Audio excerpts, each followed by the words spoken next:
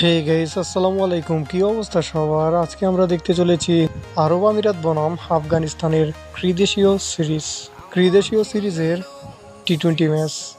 Arab Emirates opt to bowl first against Afghanistan. 24 years old Siddiqullah Atal has his shining moment.